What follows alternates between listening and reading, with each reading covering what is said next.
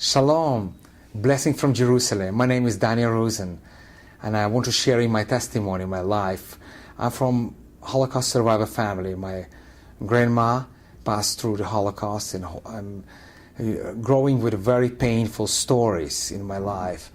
I remember this day today. I was traveling from Hamburg to Auschwitz, 2 weeks in the train, no water, no drink, and there was many people died, and it was in crematorium with 2 children, and by miracle she survived with my mom and her brother, and her sister was died.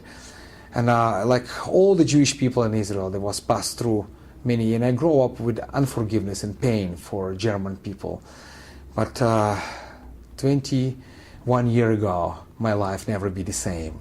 In 1991, I working with one brother from Holland, and he's a nurse. And he's sharing to me about Yeshua the Messiah. And he invited me to one small congregation in Jerusalem, in Bethlehem Road. And I one day decided to visit. From that time, I visit this congregation. There's like 30 people. And they was love me, welcome me so much. But I do not understand the New Testament. I know the Old Testament very well, because from my mother and father's side, I'm from the rabbi family.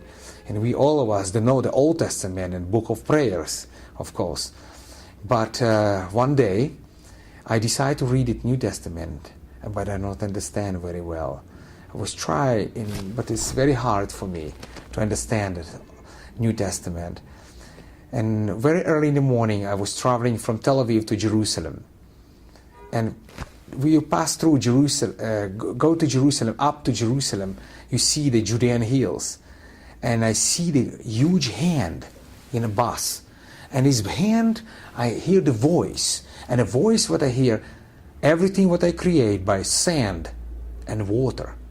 Life or dead. Haim or mavet. Life or dead. And I was so afraid. Very early in the morning, I visit this congregation in Bethlehem Road. And I'm waiting 1 hour until pastor come. And I sharing to him. He say to me, Daniel, the Lord is calling you with extraordinary way. You must repent. But I feel, why I need to repent? I'm a good person. I not take drugs, alcohol, also other things. I'm a good person. I don't need to repent. And he put his hand on my shoulder and start to pray. And I feel so much cry. And I asking forgiveness. God, forgive me.